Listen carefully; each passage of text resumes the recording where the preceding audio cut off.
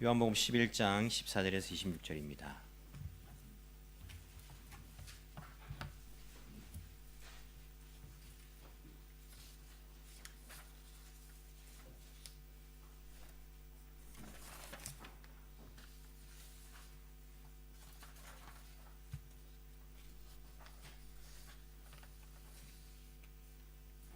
신약성경 요한복음 11장 14절에서 26절까지 말씀.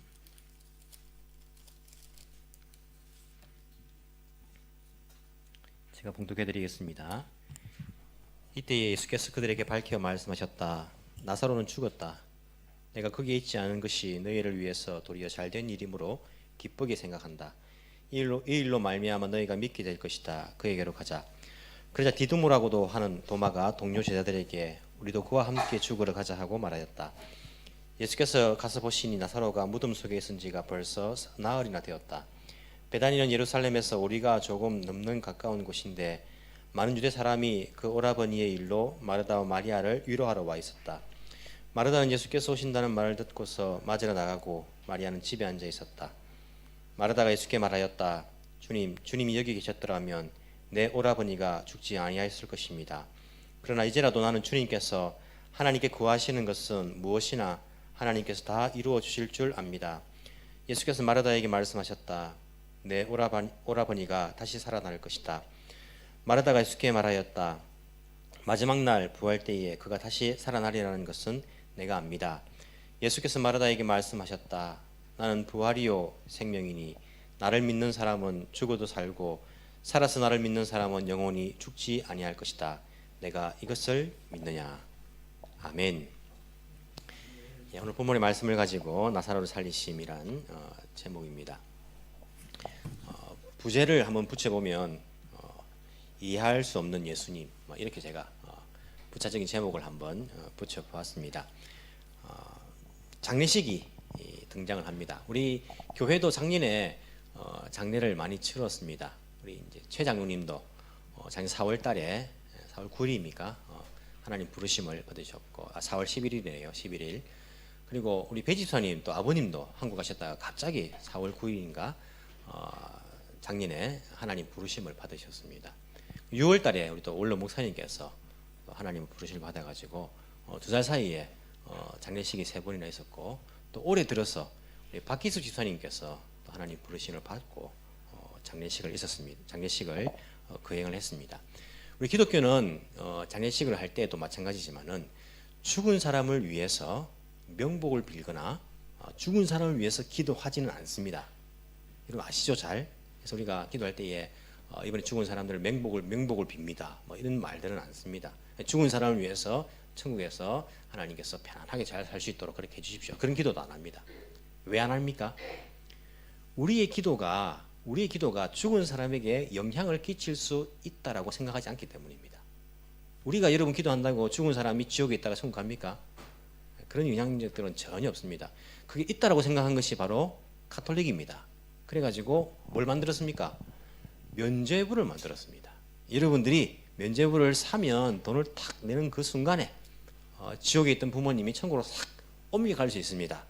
그래서 면죄부가 만들어졌고 그리고 중세교회가 부패했던 것을 우리가 볼 수 있습니다. 그래서 우리는 성경적으로도 죽은 사람을 위해서 명복을 빌거나 그들의 복을 빌거나 그들을 위해서 기도하는 일은 우리가 일체 하지 않습니다. 장례식에 왔을 때에 우리가 앞에서 나와서 절하는 대신에 기도를 합니다. 기도는 누구를 위해 합니까? 남아있는 유족을 위해서 우리가 기도하는 것이지 죽은 사람 그 자체를 위해서 우리 기독교는요 기도하지 않습니다. 그래서 여러분들도 앞으로도 실수나 혹시 그렇게 하지 않도록 하시기 바랍니다. 이게 성경적입니다. 우리가 죽은 사람의 영혼에 대해서 어떻게 영향을 끼칠 수가 없다. 이것이 바로 우리의 신앙이고 그래서 살아있을 때에 잘하자. 효도도 살아있을 때에 잘하자. 그런 마음들을 가지고 있어야 됩니다. 오늘 성경에 보면 나사로의 죽음 벌써 죽은 지가 나흘이 됐으니까 장례식도 다 치른 거죠. 장례가 나옵니다. 예수님께서 나사로를 죽었다가 다시 탁 살려주시는데 이게 그 죽어 있던 나사로를 위한 겁니까? 그 주변에 있는 사람들을 위한 겁니까? 유족들을 위한 겁니까? 나사로를 다시 살려준 게. 만약에 여러분 죽었습니다. 죽었는데 사흘 뒤에 다시 살아난 거예요. 그럼 여러분 기쁠까요? 슬플까요? 기쁩니까? 기쁘죠, 그죠? 지옥 갔다가 다시 살아났으니까 기쁘죠. 기쁠까요? 슬플까요? 나사로가 죽었습니다. 어디 갔을까요? 천국 갔겠죠. 예수님께서 사랑하시는 자들이니까. 나사로 천국 갔습니다. 천국에서 4일을 보낸 거예요. 얼마나 좋았겠습니까? 근데 다시 4일 뒤에 이 땅에 또 다시 태어난 거예요. 다시 살아난 겁니다. 나사로 기분이 어땠을까요? 이런 일이 다 있나, 이런 일이에요. 나를 왜 다시 이 땅에, 이 고통 많은 이 땅에 다시 아플 때 얼마나 힘들었는데 그 병 가운데에 다시 이 땅에 내가 오다니 슬펐겠죠. 그랬을까요? 잘 모르겠습니까? 두 가지 가능성이 있을 것입니다. 첫 번째 가능성은 천국을 맛보고 이야 내가 다시 이 땅에 오다니 난 천국에서 살고 싶다 이런 마음 있었을 것이고, 또 한 가지 마음은 천국의 맛을 보았을 때에 아쉬운 마음이 있지 않습니까? 내가 살아있을 때에 조금 더 복음을 전하고 조금 더 내가 충성을 할 건데 내가 조금 더 그렇게 할 건데 이런 아쉬운 마음이 보통 다 있지 않습니까? 그래서 다시 한번 기회가 주어졌거나 이런 마음도 있지 않았을까? 그래서 여러분 이후에 나사로의 삶을 보면요, 죽음을 두려워하지 않습니다. 죽음을 두려워하지 않고 나사로까지도 사람들이 예수님을 잡으려는 사람들이 죽이려고 했거든요. 나사로가 죽음도 두려워하지 않는 그 신앙을 우리에게 보여줍니다. 우리도 마찬가지일 것 같아요. 천국을 맛보고 오면 야 천국이 좋은데 이런 마음과 함께 다시 주어진 이 기회를 내가 여기서 더 주를 위해서 살아야지 이런 마음이 들 것 같습니다. 나사로 그 자체를 위해서, 나사로를 위해서 다시 살리신 것이라기보다는 예수님께서 나사로를 다시 살리신 것은 주변에 있는 사람들을 위한 것이었습니다. 그게 15절에 나옵니다. 그리고 보시면 42절에도 나옵니다. 너희들의 믿음을 위해서 내가 그곳에 있지 않은 것이 참 기쁘게 생각한다. 이렇게 말씀하시면서 이 일을 통하여서 너희들의 그 믿음이 더 강해질 것이다. 믿게 할 것이다. 이런 말씀들을 예수님께서 하시는 것을 볼 수 있습니다. 자, 우리가 원래 1절부터 54절까지 다 읽어야 됩니다. 그래야지 이 나가래를, 이 흐름을 다 이해할 수 있는데 시간 관계상 저도 별로 안 좋아하는 말인데 시간 관계상 이렇게 조금 중간에 중요한 부분들만 읽었지만은 전체를 한번 다 살펴보겠습니다. 자, 나사로가 병이 들었습니다. 1절에 보시면 한 병자가 있었다. 아직 죽지 않았습니다. 나사로가 병에 들렸는데 그는 마리아와 마르다의 형제입니다. 어디 살았습니까? 1절에 보시면 베다니에 살았습니다. 자, 나사로가 병들었을 때 베다니에서 예수님은 어디에 계셨을까요? 베드로? 예수님께서 어디에 계셨을까요? 예수님께서는 10장 보시면 10장 40절에 보십시오. 그 바로 위에 있는 본문. 예수께서 다시 요단강 건너편 요한이 처음에 세례를 주던 곳으로 가서 거기에 머무셨다. 이곳이 어디냐면 베레아입니다. 베레아 지역. 이게 사도행전에 나오는 베레아 지역과는 다릅니다. 베레아는 마게도니아 유럽 지역이고 여기 나오는 베레아는 요단강 건너편 동쪽 지역입니다. 요한이 세례를 주던 그 장소, 거기가 바로 베레아 지역이었고 예수님께서 마지막 3개월을 주로 베레아 지역에 머무시면서 계셨습니다. 왜 그랬냐면 39절에 보시면 그들이 다시 예수를 잡으려고 하였으나 예수께서 그들의 손을 벗어나서 피하셨다. 예수님께서 십자가에 달리기 6개월 전에 초막절에 예루살렘 올라가셨다라고 제가 거듭 말씀드렸습니다. 6개월 전에 올라가셔가지고 성전에서 가르치시고 또 그들에게 여러 가지 또 그렇게 활동들을 하십니다. 간음하려 하다가 잡힌 여자가 붙잡혀 와서 예수님께서 죄 없는 자가 돌로 치라 그 여자를 용서해 주십니다. 그리고는 여러 가지 기적을 행하시고 여러 가지 가르침들을 주셨습니다. 그러자 이 종교주자들이 예수님을 하나님과 동일하다라고 그렇게 가르친 것을 보고는요 잡아 죽이려고 하니까 예수님께서 아직 때가 이르지 않았기 때문에 도망가십니다. 어디로 도망가십니까?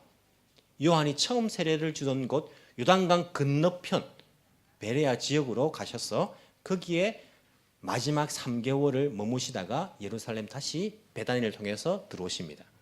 예수님께서는 이 당시 나사로가 병들었을 때에는 이제 한 3개월 정도 남아있던 시기입니다. 그 당시에 예수님께서 어디에 계셨다고요? 베레아 지역, 요한이 세례를 주던 그 요단강 건너편에 머무셨다라고 되어 있습니다.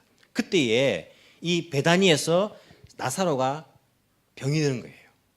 이런 베다니가 예루살렘에서 얼마 정도 떨어졌다 했습니까? 오늘 성경 보시면 오리 정도, 오리가 몇 킬로입니까? 우리는 2킬로인데 오리가 밑에 보시면 각주해가지고 15스타디 해가지고 약 3킬로 이렇게 되어 있습니다. 지금 우리와 하는 뭐 옛날도 다르지 않습니까? 이 거리 개념이라는 것이 한 3킬로 정도 떨어진 곳, 즉 예루살렘에서 곧 바로 옆에 있는 곳이 베다니 지역입니다. 그곳에서 나사로가 병이 들었다라는 이야기를 들은 거예요. 베다니에서 베레아까지는 걸어서 하루 거리입니다. 하루길. 그래서 마르다와 마리아는요, 사람을 보냅니다. 사람을 보내가지고 주님께서 사랑하는 사람이 앓고 있습니다. 3절에 보시면 그렇게 나옵니다. 그 사람이 하루를 걸어갔겠죠. 하루를 베다니에서 걸어갔습니다. 베레아 지역까지. 그리고 예수님께서 본문에 이렇게 보시면 며칠을 더 머무십니까? 6절에 보시면 그 이야기를 듣고 이틀을 더 머무십니다. 이틀을 더 머무시고 그리고는 하루를 또다시 걸어가니까 총 며칠입니까? 4일이죠.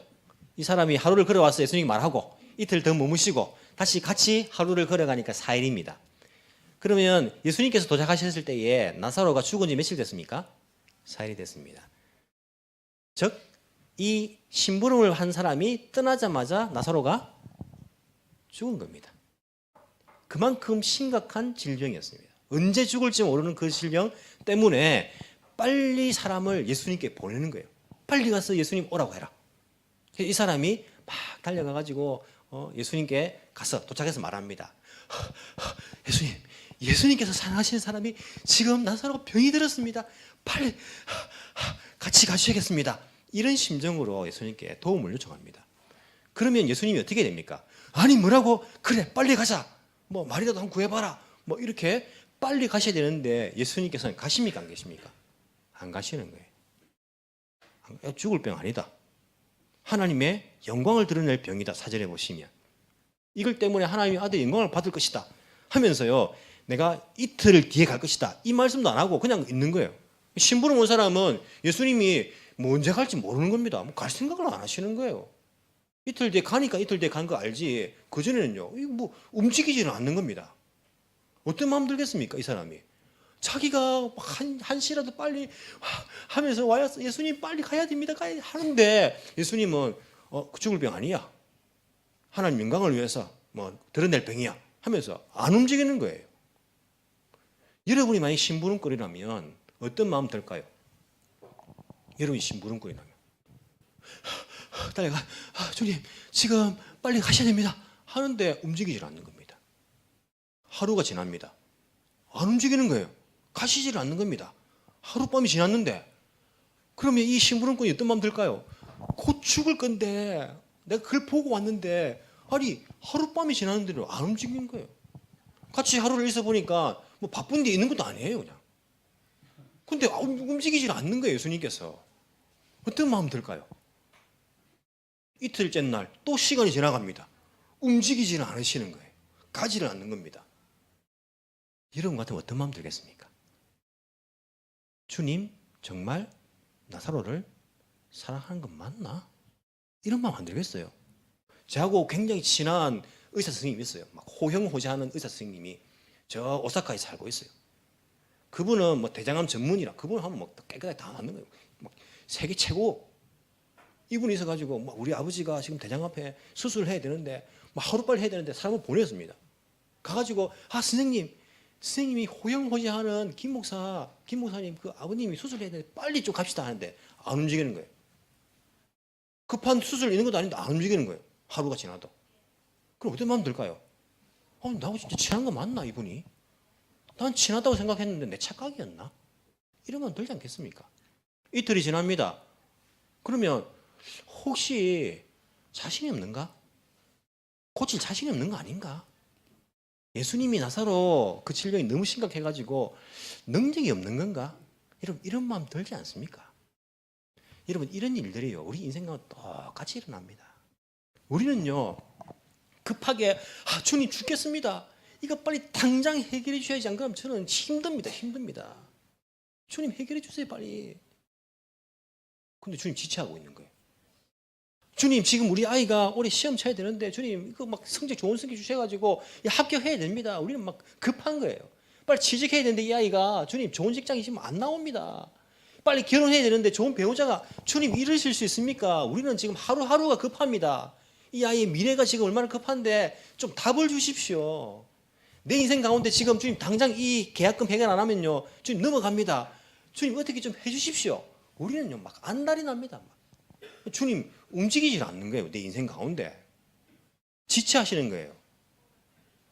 하루 이틀 지체하면 우리 어떤 마음 듭니까? 주님 내 사랑하는 거 맞습니까? 성경이 나를 사랑하신다는데 주님 이것도 해결 안 해주시는데 나 사랑하는 거 맞습니까? 주님 우리 이런 마음 드는 거예요. 인생 가운데 주님의 지체하심을 바라보면서 주님 능력 없는 거 아닙니까? 지금 살아계신 거 맞습니까?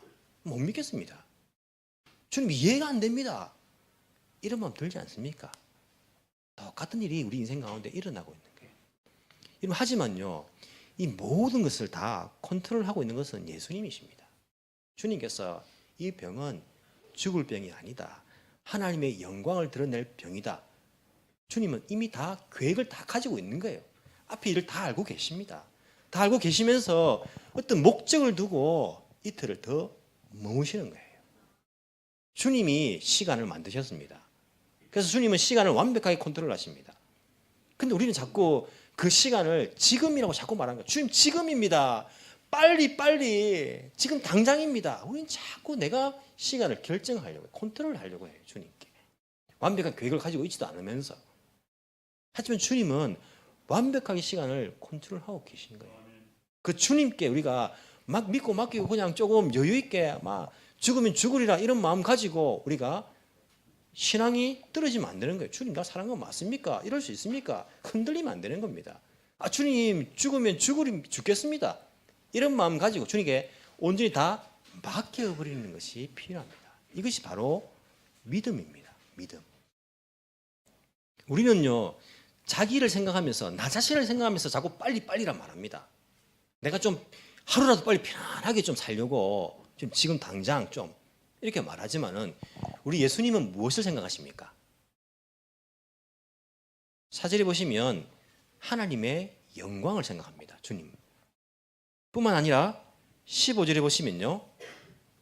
이 일로 말미암아 너희가 믿게 될 것이다. 그들의 믿음을 생각하십니다. 42절에 보시면요. 그들로 하여금 아버지께서 나를 보내신 것을 믿게 하는 것입니다. 둘러선 무리를 위해서입니다. 주님은 훨씬 더 큰 것을 생각하고 있습니다.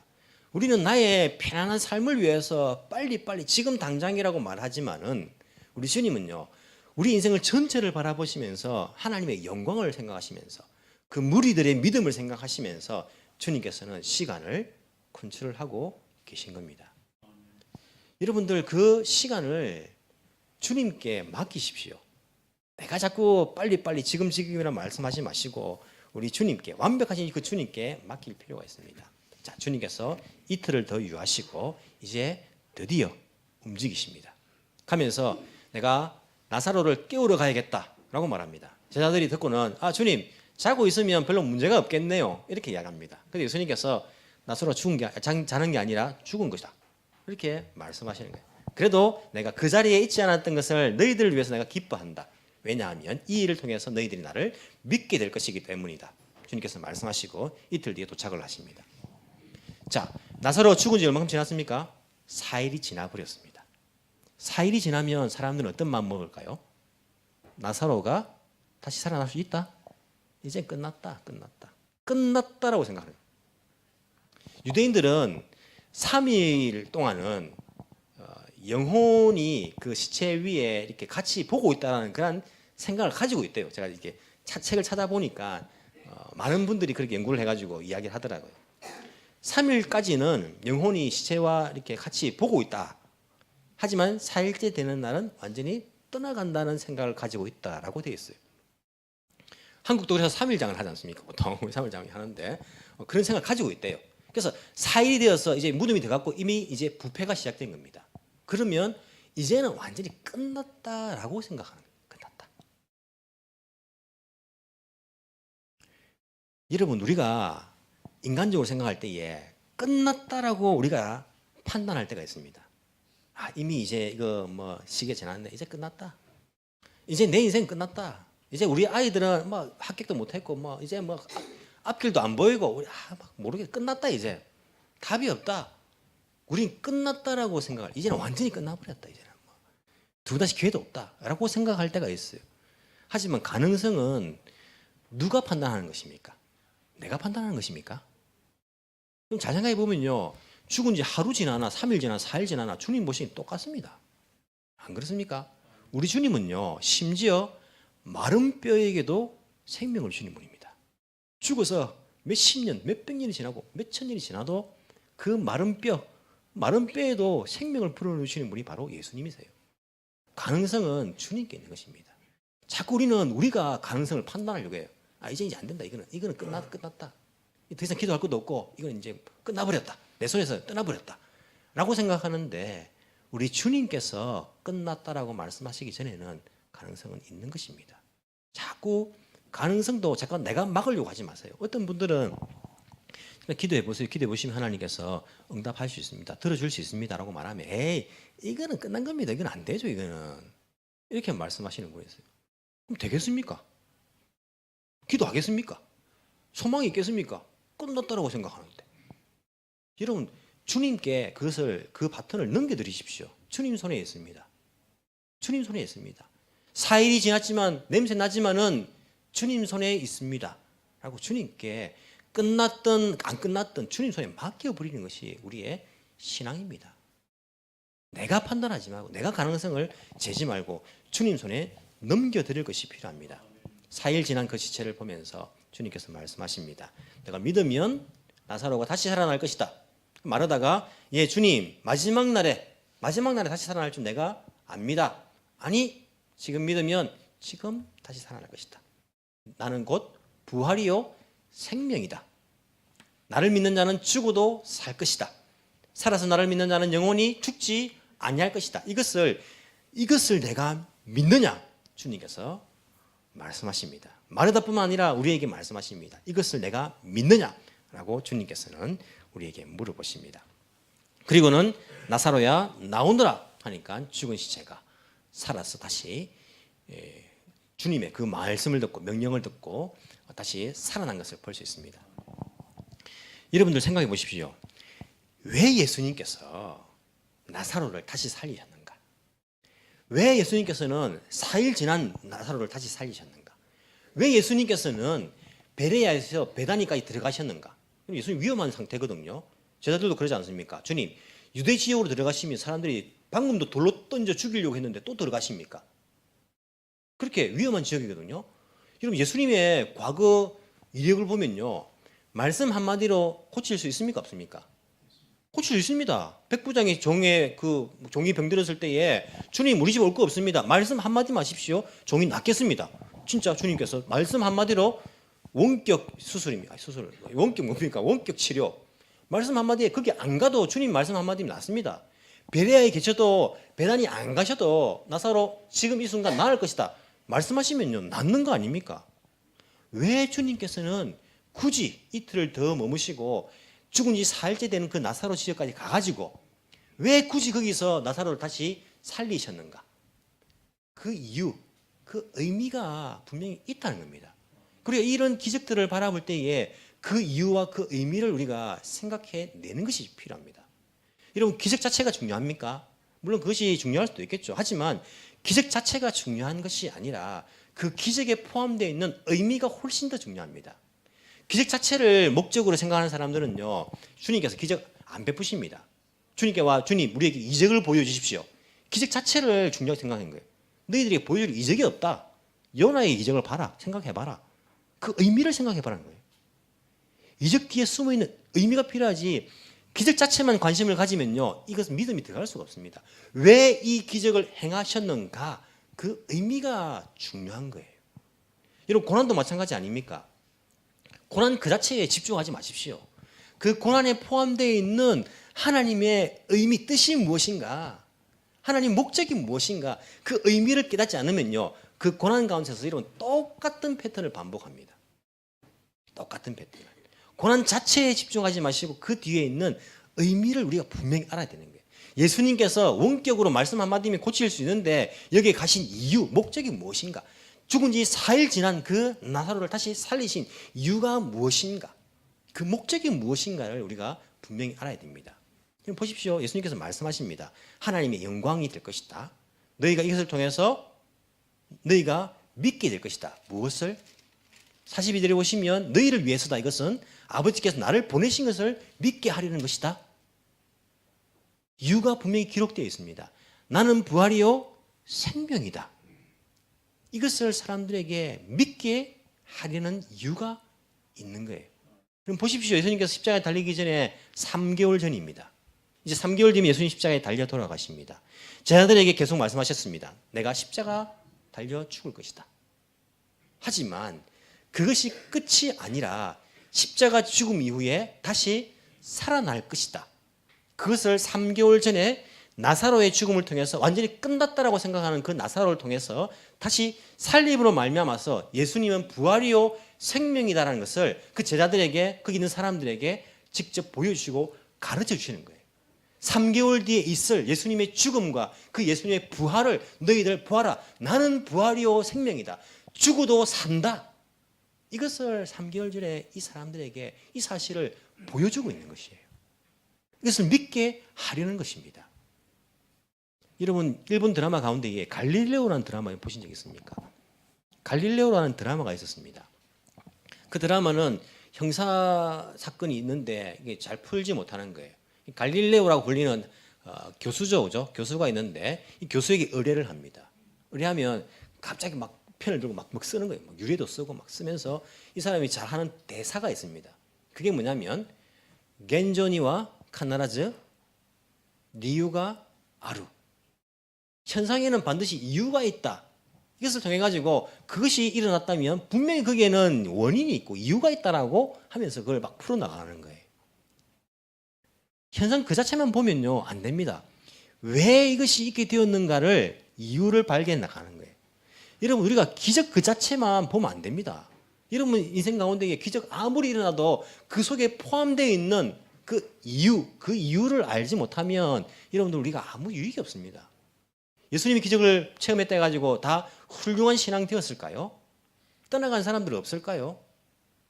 고난 그 자체에 집중하지 하는 것이 아니라 그 고난 속에 있는 그 이유, 하나님의 목적을 우리가 생각해요. 반드시 거기에는 기적에는 이유가 있습니다. 반드시 고난에는요 이유가 있습니다. 그 이유를 우리는 분명히 묵상할 수 있어야 되고 발견할 수 있어야 되는 거예요. 예수님께서 나사로, 죽은 나사로, 살된 그 나사로, 죽은 나사로를 다시 살리신 이유가 뭐냐면 예수님께서 부활이요 생명인 것을 사람들에게 믿게 하려고, 죽어도 산다는 것을 보여주기 위해서 그들에게 이 기적을 행하신 거예요. 여러분, 예수님은요 생명이십니다. 부활이십니다. 죽어도 사는 거예요. 이 세상은 죽음 앞에, 제가 한번 말씀드린 적이 있는데 죽음의 힘 앞에 이길 것은 아무것도 없습니다. 이 세상에. 여러분, 죽음의 그 힘 앞에 누가 이길 수 있습니까? 돈이 이길 수 있습니까? 아니면 뭐 훌륭한 직업이 이길 수 있습니까? 어떤 직업이 이깁니까? 죽음 앞에는요 이길 수 있는 것이 아무것도 없습니다. 이 육신의 생명도요, 이 생명도 죽음 앞에서 끝나는 거예요. 죽음을 이길 수 있는 것은 없습니다. 하지만 예수님의 그 생명은요 이 육신의 생명과 다른 생명입니다. 영원한 생명입니다. 죽어도 사는 생명입니다. 이것을 그들에게 가르쳐 주는 거예요. 나는 부활이다. 나는 죽어도 살아나는 부활이다. 나는 생명이다. 그래서 나를 믿는 자는 죽어도 산다. 죽음의 권세를 이긴다. 살아서 믿는 자는 영원히 죽지 않을 것이다. 이것을 그 사람들에게 가르쳐주고 믿게 하시는 거예요. 여러분, 예수님은요 부활이십니다. 예수님은 생명이십니다. 두려워하지 마십시오. 가장 강력한 그 힘을 가진 그 죽음을 뛰어넘은 생명이신데 우리가 이 세상에 무엇을 두려워할 것입니까? 그분이 우리를 사랑하고 계시다니까요. 그분이 완벽한 계획을 가지고 완벽한 시간을 컨트롤하면서 우리 인생을 붙들고 계시고 우리를 사랑하신다니까요. 무엇 때문에 두려워하십니까? 무엇 때문에 염려하십니까? 죽을까 봐 두렵습니까? 내가 이렇게 하다가 먹고 살지 못하고 죽을까 두렵습니까? 죽어도 살아나는 것이 예수 생명입니다. 예수님을 믿는 사람들은요, 죽어도 부활합니다. 죽어도 살겠고 죽음을 이긴 그 힘이 예수님 속에 있습니다. 그분이 생명 그 자체이십니다. 단순한 육신의 생명이 아니라 영원한 생명, 영원한 생명이 뭡니까? 죽지 않는 겁니까? 죽음이 없는 생명입니다. 그 생명이 바로 예수님이시라고 이 사건을 통하여서 그들에게 똑똑히 가르쳐주시는 거예요. 봐라, 너희들 끝났다고 생각한 나사로, 죽은 지 4일 되고 냄새나는 나사로 다시 살려주신 것을 보면서 그 일을 위해서 이틀을 더 머무시고 그 사람들이 가능성이 없다라고 생각한 그 나사로를 다시 살리심으로써 나는 부활이다, 죽어도 산다, 나는 생명이다, 이 사실을 그들에게 믿게 하시는 거예요. 이 사건을 접한 사람들이 어떻게 어떤 반응을 보입니까? 어떤 사람들은 좀 믿었습니다. 주님 부활이요 생명이시다, 믿었습니다. 또 어떤 사람들은 어떤 반응을 보입니까? 어떤 사람들은 바리새인에게 가서 고소합니다. 이런 일을 행하였습니다 하니까 바리새인들이 예수님을 그때부터 죽이려고 모의하였다. 보시면 그렇게 기록하고 있습니다. 예수님을 죽이려고 53절에 보시면 그날로부터 예수를 죽이려고 모의하였다. 그렇게 이야기하고 있습니다. 똑같은 예수님께서 말씀을 보여주시고 말씀을 가르치셨지만은 이 반응을 듣고 예수 생명을 붙잡은 사람도 있는 반면에 예수 생명이 아니라 예수님을 죽이려고 한 사람들도 있었다라고 이야기하는 거예요. 세상은요, 죽음을 향해 달려갑니다. 다 죽으려고 합니다. 다 죽이려고 합니다. 죽음을 향해 달려가지만 예수님은요, 생명을 향해 달려가고 계십니다. 예수님께서 병자들을 고쳐주셨습니다. 여러분, 병자들을 고칠 수 있는 능력이 있는 것은 건강한 사람을 병들게 할 수 있는 능력도 있습니까? 없습니까? 있습니다. 병을 컨트롤하기 때문에 병자를 고쳤다는 것은 병들게 만들 수도 있습니다.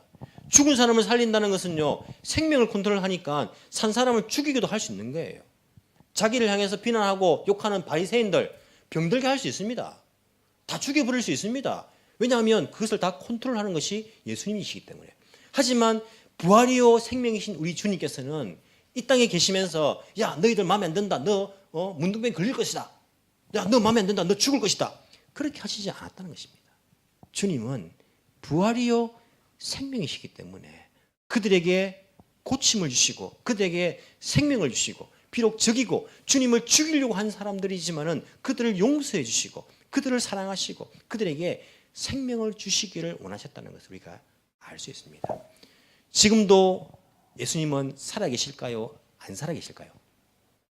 살아계십니다. 우리 주님은 부활이고 생명이기 때문에 지금도 분명히 살아계십니다. 그 예수님께서 우리에게 말씀하십니다. 나는 부활이요 생명이다. 내가 너희들에게 나누어 주기를 원하는 것은 생명이다. 슬픔이 아니라 기쁨이고 죽음이 아니라 생명이다. 우리 주님께서 우리를 향해서 말씀하십니다. 여러분, 주님께서 여러분들을 고쳐주기를 원하시고 주님께서 여러분들을 살려주기를 원하시고 주님께서 여러분들에게 기쁨 주기를 원하시는 것이 우리 예수님이십니다. 어떤 고난이 닥쳐온다 할지라도, 어떤 이 세상 가운데에 내 평안을 빼앗길 일이 생겨난다 할지라도, 지금 당장 이 일이 일어나지 않아서 막 내가 바둥바둥 그렇게 예수님을 재촉하는 그런 마음들을 가지고 있다 할지라도 믿음 떨어지지 마시고 우리에게 생명 주시기를 원하시는 그 주님, 죽어도 다시 사는 부활이신 그 주님 의지하면서 승리할 수 있는 그러한 삶을 살아가기를 간절히 소망합니다. 기도드리겠습니다.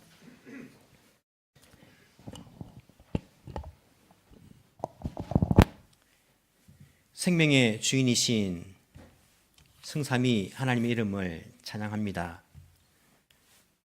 주님, 그 당시에 많은 사람들이 예수가 누구인가, 도대체 누구인가 모두들 궁금해하는 그런 마음들을 가지고 있었습니다. 우리 예수님께서는 나사로를 살리시면서 나는 부활이요 생명이다, 죽어도 살겠고 어떤 분이신지를 그들에게 분명하게 가르쳐 주신 것을 우리가 이 시간 다시 한번 확인하게 됩니다.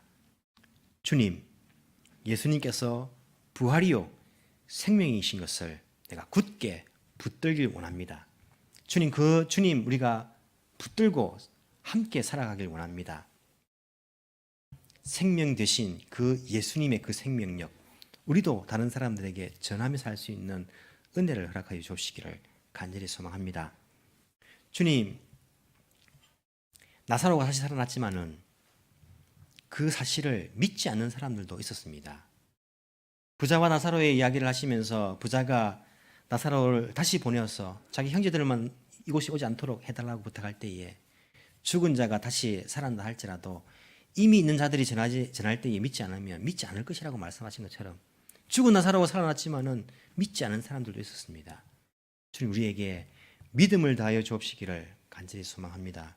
오직 생명 되신 우리 예수님을 믿고 이 땅에서 죽음을 두려워하지 않고 하나님의 영광을 위해서 살아갈 수 있는 저희들 되게 주님 인도하여 주옵시기를 간절히 소망합니다.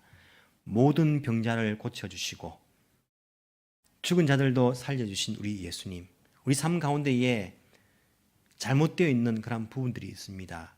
우리 육신 가운데에, 우리의 삶 가운데에 주님께서 고쳐주옵시기를 간절히 소망합니다. 죽어 있는 곳이 있습니다. 주님, 살려주옵시기를 간절히 소망합니다.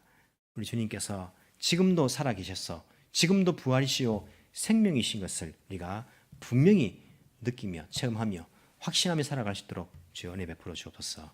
감사드리며 살아계신 예수님 이름으로 기도합나이다. 아멘.